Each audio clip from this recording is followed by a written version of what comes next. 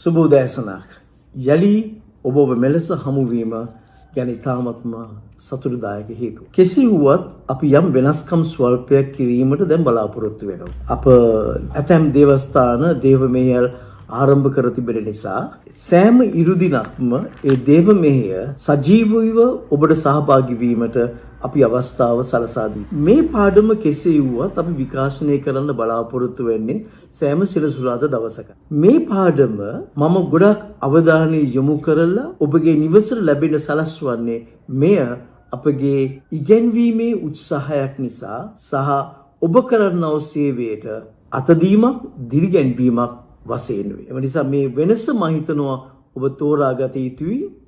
මේ දේශනාවේ පැමිණෙන්නේ ඔබට ඔබගේ ආත්මික වර්ධනයට ඔබව දිරිගැන්වීමටත් ඔබ කරන සේවයට උපකාරයක් වන පිරිසක්. ඉරුදින නමස්කාරය අපි සමූහය සමග නමස්කාර කරන අතර ඒ සජීවීව ඔබගේ නිවසටද Facebook හරහා ලැබෙන්නට අපි සලසා ඇත.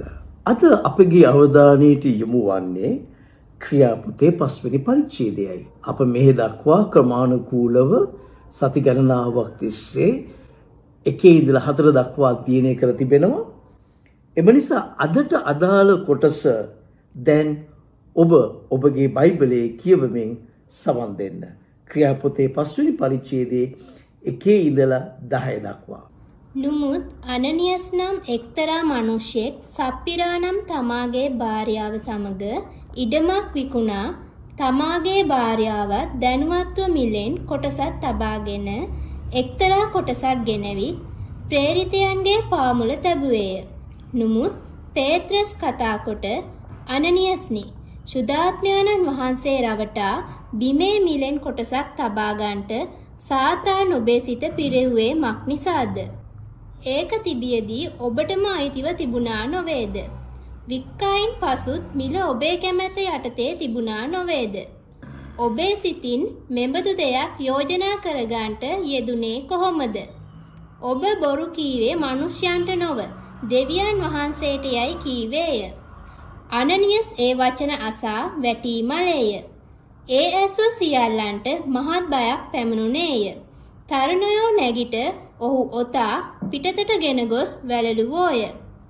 ඊට 3 පැයකට පමණ පසු ඔහුගේ භාර්යාව සිද්ධ වූ දේ නොදැන එහි පැමිණුණාය. එවිට පේත්‍රස් ඈට උත්තර දෙමින් ඔබ සැම බිම වික්කේ මෙපමණට දැයි මට කියන්නේයි කීවේය. එසේය එපමණට යයි ඈ කීවාය. එවිට පේත්‍රස් ඈට කතා කොට ස්වාමින් වහන්සේගේ ආත්මයාණන් පරීක්ෂා කරන්නට ඔබ සැම එකඟ වෙන්න යෙදුනේ කොහොමද? අන්න ඔබේ පුරුෂයා වැළලූ අයගේ පාද දොර ළඟය. ඔහු ඔබද පිටතට ගෙන යන්නෝ යයි ඈට කීවේය. එකෙනෙහිම ඈ ඔහුගේ පාමුල වැටි මලාය. තරුණයෝ ඇතුල් වී ඈ මැරී සිටිනවා දැක ඈ පිටතට ගෙන ගොස් ඇගේ පුරුෂයා ළඟ වැළලුවෝය. දැන් මේ කොටස ඔබ 5 වෙනි පරිච්ඡේදය කියලා කියවන්න පටන් ගත්තොත් මෙතන දෙවියන් වහන්සේ කියන දෙයට බාධාවක් ඇති වෙනවා. අපිට මේ දේ කියන්නේ බයිබලයේ කවදාවත් අපොස්තලවරුන් සහ කර්තෘවරුන් ලියන විට පරිච්ඡේද වෙන් කරලා ඡේද වෙන් කරලා ලිව්වේ නැහැ. ඒක ලිව්වේ යම්කිසි කතාවක් හැටියට. නමුත් නවීන කාලයේදී අපගේ පහසුව සඳහා තමයි මෙවැනි පරිච්ඡේද වෙන් කළේ. නමුත් මෙතන අපි 5 වෙනි පරිච්ඡේදයේ ඇවිල්ලා 4 වෙනි පරිච්ඡේදයේ සම්බන්ධයි. ඒ සම්බන්ධතාවයේ නොදුටුවකින් අපිට මේ පරිච්ඡේදය අවබෝධ කරගන්නට බෑ. එම නිසා අපි දැන් අවධානය යොමු කරන්නට යනවා 4 වෙනි පරිච්ඡේදයට 36 සිට 37 වෙනි වගන්තීන් දක්වා. කුප්‍රස් දේශිකයෙක් වන ලෙවියෙක් වූ බාර්නබස් යන නාමය ප්‍රේරිතයන්ගෙන් ලැබුවා වූ යෝසෙප් වනාහි තමාට තිබුණු බිමක් විකුණා මිලගෙනවිත් ප්‍රේරිතයන්ගේ පාමුල තැබුවේය. දැන් ප්‍රියාදර සහෝදරනි පසුබිම මේකයි. ජෝසප් නැමැති ලෙවියා ඔහුට සතුව තිබුණු ඉඩම විකුණලා ඒ මුදල් ඔක්කොම ගෙනල්ලා අපොස්තලවරුන්ගේ පාද පාමුල තබනවා.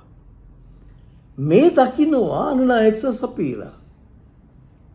ඔවුන් කියනවා මේක ජෝසප් කරනවා නම් අපිත් කරමු නේද? නමුත් ප්‍රියද සහෝදරිනේ, ජෝසප්ට තිබුණා වූ ආත්මික ගැඹුර අනනයස සපීරාට තිබුණේ නැත.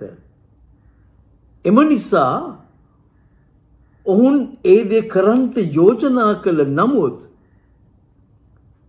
ඒ ක්‍රියාවට යෙදෙන අවස්ථාවේදී භූමිය විකුණලා මුදල් ටික අතටගත් අවස්ථාවේදී අමුතු කෑදරකමක් පැමිණලා ඔවුන් දැන් තීරණය කරනවා අපි කොටසක් දෙමු, දීලා කියමු අපි ඔක්කොම දුන්නයි කියලා. දැන් බොහෝ අය උත්සාහ කරනවා මේ පරිච්ඡේදය අනනයස සපීරා බොරු කිව්වයි කියලා, ඒ නිසා තමයි දෙවියන් වහන්සේගේ උදාහස සහ විනිශ්චය කියලා. මගේ මතය සම්පූර්ණයෙන්ම වෙනස්. මෙතන මතු වෙන්නේ කුහකකමයි. කුහකකම කියන්නේ තමා එක දෙයක් කියලා තව දෙයක් රඟපානවා. මේ වචනේ තමයි ග්‍රීක භාෂාවේ සඳහන් වෙන්නේ. අනනයස සපීරා යමක් කියනවා නමුත් යමක් ක්‍රියාවට නංවනවා. යේසුස් වහන්සේ අප්‍රිය කළම පාපයක් මෙය.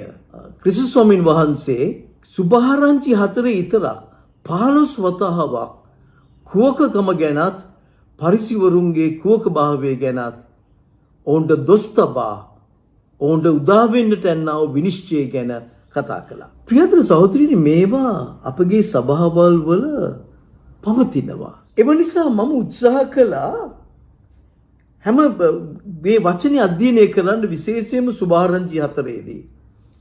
ඒකෙන් ඉගෙනගෙන වචන ස්වල්පයක් ඒ පාවිච්චි වෙන පසුබිම්වල මම ඔබට මතු කරන්නට මම අද තීරණය කළා. එම නිසා දැන් අපි මේ දේවල් වලට සවන් දීලා අවවාද අනුශාසනා ඒ වගන්තීන් වලින්ම ලබලා අපේ ජීවිතයේ කුහකකමින් තොර වූ නිර්වෘල් ජීවිතයක් බවට පත් කර ගැනීමට උත්සාහ කරමුද?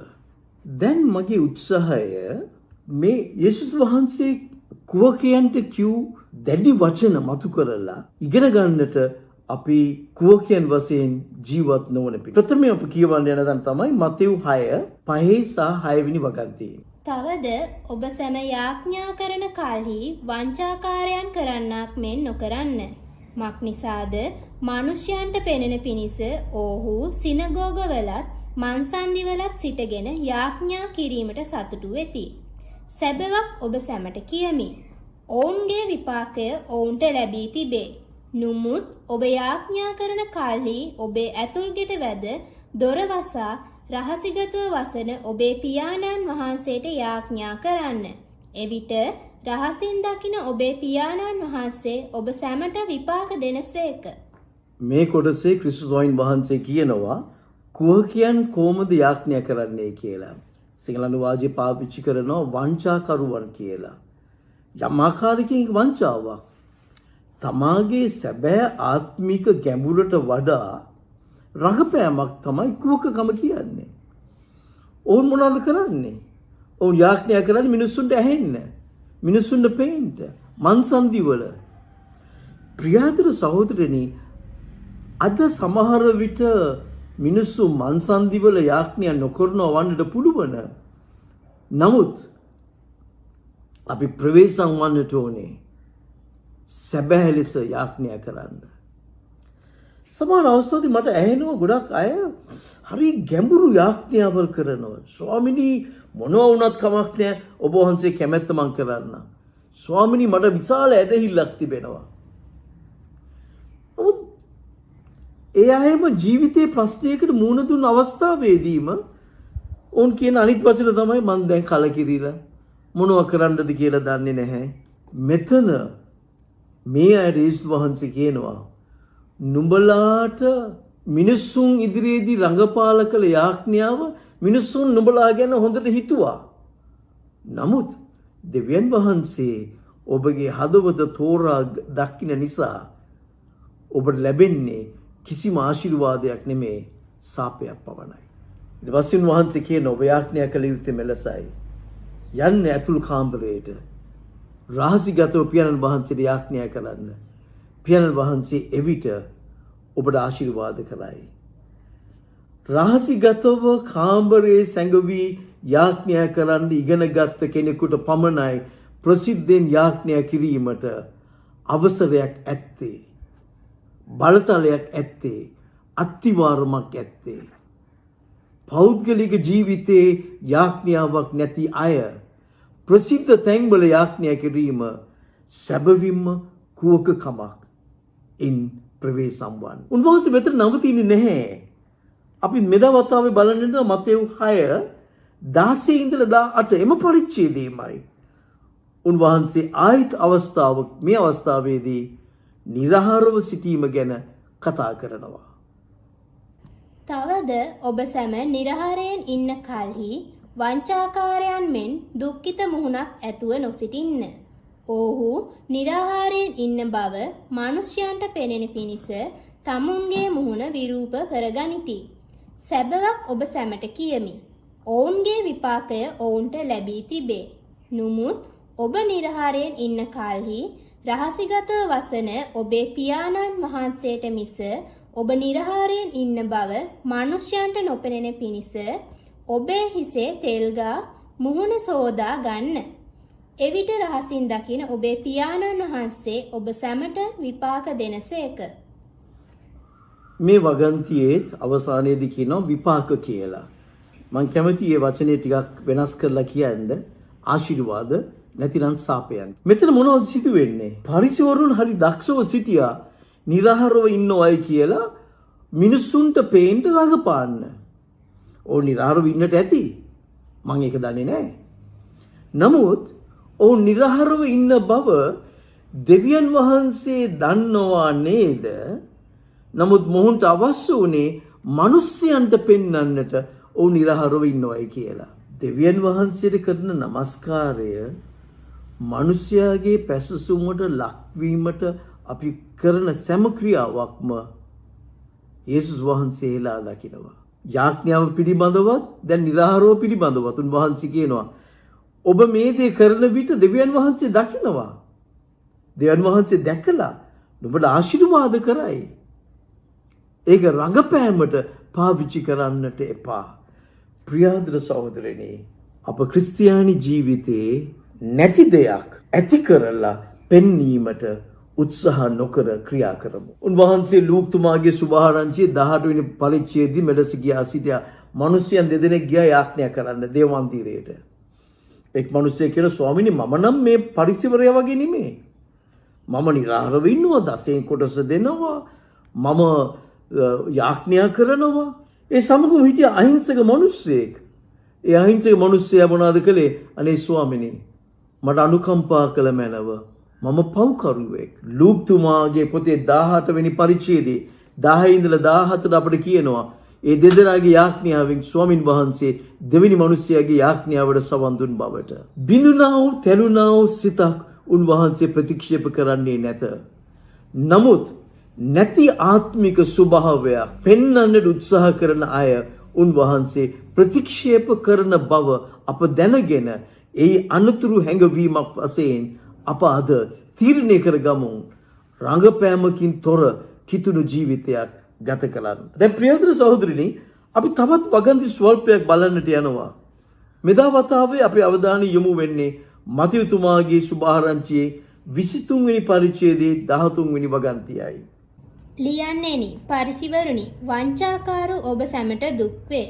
මක් නිසාද ඔබ සැම මිනිසයන්ට එන්ට නොදී ස්වර්ග රාජ්‍ය වසා ඔබ සැමම ඇතුල් වන්නේවත් ඇතුල් වෙමින් සිටින්නන්ට ඇතුල් වෙන්න ඉඩ දෙන්නේවත් නැත. මා ප්‍රියාදර සහෝදරිනි, මේ ඊ타ත්ම අනගි ප්‍රකාශනය ක්‍රිස්තුස් ස්වාමීන් වහන්සේ ස්වර්ග රාජ්‍යයට ඇතුළත් වීමට තිබෙන එකම මාර්ගය යේසුස් වහන්සේ තුලින් පමණයි. ඒ කුරුසියේ මාර්ගයෙන් පමණයි. නමුත් පරිසවරු මොනවද කළේ? ඔවුන්ම යම් යම් නීති සම්පාදනය කරලා ඔව් කියා සිටියා මේ නීති පිළිපැදීමෙන් ඔබට ස්වර්ගයට ඇතුළත් වන්න පුළුවන්. එම නිසා ඔවුන්ගේ අවධානය වුණේ නීති රකින්නට මිස යේසුස් වහන්සේවත් පියාණන් වහන්සේවත් අනුගමනය කරන්නට නෙමෙයි. යේසුස් වහන්සේ මොවුන්ට දොස් වදිනවා. නුඹලා ඇතුල් වෙන්නෙත් නෑ, ඇතුල් වෙන්නේ ඉන්න අයට ඇතුල් වෙන්න ඉඩ දෙන්නෙත් නෑ. ප්‍රියාදර සහෝදරනි, ගැලවීමට තිබෙන මාර්ගය ඊටාත්ම සරල මාර්ගය. ඒ සරල මාර්ගය විවර කරන්නට මහා පූජාවක් කළා යේසුස් වහන්සේ. ඒ සරල මාර්ගය මෙයයි. උන්වහන්සේගේ ලෙයින් කමාව ලැබූ හැම කෙනෙක්ම ස්වර්ගික අයිතියට හිමිකම් කියනවා. ඔබ මේ වෙලාවේදී නතර වෙලා ඔබගේ දුබලකම් අවබෝධ කරගෙන ඔබ යේසුස් වහන්සේට ඔබ කියා සිටින්නේ නම් අනේ ක්‍රිස්තුනි මට සමහ වෙන්න. උන්වහන්සේ ඔබව දරුවෙක් ලෙස පිළි අරගෙන ඔබගේ නම ස්වර්ගයේ පොතේ සඳහන් කරනවා. පරිසිවරුන් ඉඩ දෙන්නට එපා ඔබට කියන්නේ එක එක දේවල්. පැය 10ක් යාඥා කළේ නැත්නම් ස්වර්ගයට යන්නේ නැහැ. ඔබ මෙච්චර මුදලක් දුන්නේ නැතිනම් දෙවියන් වහන්සේගේ ආශිර්වාද ලබන්නේ නැහැ. ප්‍රියාදර සහෝදරනි, අපි යාඥා කරන්නේ දෙවියන් වහන්සේට ප්‍රේම කරන නිසායි. අපි මුදල් පරිත්‍යාග කරන්නේ අපි දෙවියන් වහන්සේට ප්‍රේම කරන නිසායි. පරිසිවරුන් අද නවීන පරිසිවරුන් රහසියක් සිටිනවා. අනවශ්‍ය බරපතල අනවශ්‍ය අනාවැකි වලින් මිනිසුන්ව බියවද්දලා ධනවතුන් වන්ට උත්සාහ කරන පැටළුවන් මෙන් පෙනී සිටින වෘකයන්ගේ හමු වලින් වෙළුණාව අයගෙන් ප්‍රවේශම් වන්. මෙය නවීන පරිසිවරුන්ගේ පරපුරයි. අපි තවත් වගන්තියක් එනම් ක්‍රිස්තුස් ස්වාමින් වහන්සේ කුහකයන්ට පහර දුන් අවස්ථාවක් අපි සොයා බලන්නට යනවා. මෙදා වතාවේදී අපි ලූක්තුමාගේ සුභාරංචියේ 13 වෙනි පරිච්ඡේදයේ 15 ඉඳලා 16ට අපි සවන් දෙන්නට යනවා. නුමුත් ස්වාමීන් වහන්සේ ඔහුට උත්තර දෙමින් වංචාකාරේනි, ඔබ සැමගෙන් එකිනෙකා සබත් දවසේදී තම තමාගේ ගොනා හෝ කොටලුවා හෝ ගාලෙන් ලිහා වතුර පොවන්ට ගෙන නොයන්නේද? එසේනම් 18 අවුරුද්දක් මුළුල්ලෙහි සාතාන් විසින් බැඳ සිටි ආබ්‍රහම්ගේ දුවෙක් වූ මේ ස්ත්‍රිය ඒ බැම්මෙන් සබත් දවසේදී මුදන්ට යුතුව තිබුණා නොවේදැයි කීසේක. මේ පරිච්ඡේදයට පසුබිම මෙයයි. වයස්ගත් කාන්තාවක් පැමිණෙනවා. කුදු තත්වයට පත් වෙලා රෝගීව ජීවත් වෙනවා. යේසුස් වහන්සේ කියනවා අවුරුදු 18ක් සාතන් මේ ස්ත්‍රියව මෙවැනි රෝගී තත්වයෙන් වද දීලා තිබෙනවා, දුක් දීලා තිබෙනවා. දැන් උඹලා බලන් ඉන්නවා මම ඇයව සුව කරයිද සබත් දවසේදී මට විරුද්ධව චෝදනාවල් එල්ල කරන්න. ප්‍රියදර සහෝදරනි, සබත් දවසේ හැදුවේ අපගේ යහපතට මිසක් අපගේ අයහපතට නෙමෙයි. ඒ දවස තුලදී යහපත් දේ කරන්නටත් බැරි වෙන පිණිස නීති සම්පාදනය කරලා උන්වහන්සේ ඔවුන් දෙස බලා කියනවා, නුඹලා දෙවියන් වහන්සේව නාදුන ජනතාව. නුඹලාගේ නීති රකීමෙන් නුඹලා මිනිසුන්ට වද දෙනවා, වද පටවනවා. ප්‍රියදර සහෝදරයනි, අන්න මේ අයුරෙන් තමයි කෙටියෙන්ම ඉදිරිපත් කළේ කුවකියන්ට දුන්නා වූ පහර ක්‍රිස්තුස් ස්වාමීන් වහන්සේ. ඔබට වැඩි විස්තර අවශ්‍ය නම් කුවකයෙකු ගැන යේසුස් වහන්සේ දරනම් ආකල්පයන් මතෙව් 23 වෙනි පරිච්ඡේදයේ ඔබ කියවන්නටම අවශ්‍යයි. ඒ කියවන විට මීට වඩා අනතුරු හැඟවීම් රහසියක් ක්‍රිස්තුස් ස්වාමීන් වහන්සේ මතු කරනවා. දැන් අපි දන්නවා අනනයස්සා සපීරා කුවකව ක්‍රියා කළ බවට. දැන් ඔවුන් එනවා. දැන් අපි මිනිස් සල්ලි දුන්නා. සභාවේ මිනිස්සු අපට දැන් ගරු කරන්නට යනවා.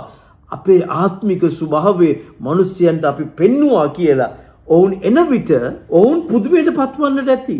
පේදුරුතුමා 5 වෙනි පරිච්ඡේදයේ 3 සහ 4 ඊ타ත්ම භයංකාර අදහස් ස්වල්පයක් ප්‍රකාශ කරනවා. නුමුත් පේත්‍රස් කතා කොට අනනියස්නි සුදාත්මයන්න් වහන්සේ රවටා බිමේ මිලෙන් කොටසක් තබා ගන්නට සාතාන් ඔබේ සිත පිරෙව්වේ මක් නිසාද?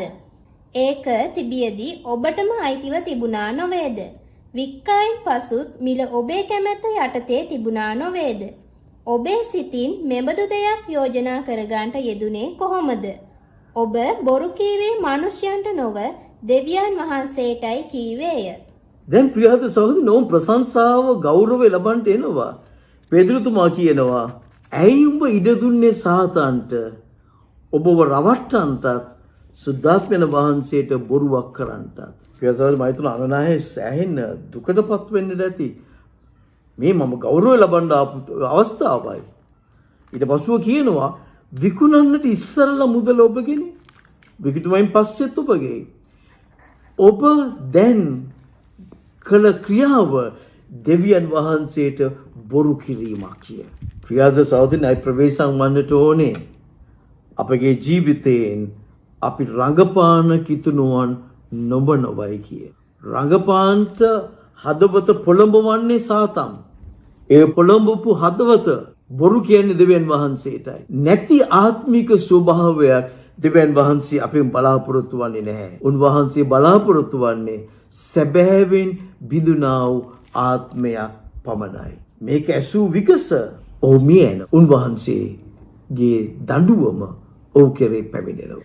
ටික වෙලාවට පස්සෙ මේ සිදුවෙච්ච දේ නොදැන සපීරා එතනට එනවා. සපීරා එනවා දැන් මගේ ස්වයං පුරුෂයා ගිහලා පුතාට දෙන්න ඇති. මිනිස්සු අප ගැන අනේ මොනවා කියනවාද දැන්. අන්න ඒ බලාපොරොත්තුවෙන් එන අවස්ථාවේදී පේදුරුතුමා ඇයගෙන්ද මෙලෙස ප්‍රශ්න කරනවා. ඊට 3 පැයකට පමණ පසු ඔහුගේ භාර්යාව සිද්ධ වූ දේ නොදැන එහි පැමිණුණාය. එවිට පේත්‍රස් ඈට උත්තර දෙමින් ඔබ සැම බිම වික්කේ මෙපමණට දැයි මට කියන්නේයි කීවේය. එසේය එපමණට යයි ඈ කීවාය. එවිට පේත්‍රස් ඈට කතා කොට ස්වාමින් වහන්සේගේ ආත්මයානන් පරීක්ෂා කරන්නට ඔබ සැම එකඟ වෙන්න යෙදුනේ කොහොමද? අන්න ඔබේ පුරුෂයා වැළලූ අයගේ පාද දොර ළඟය.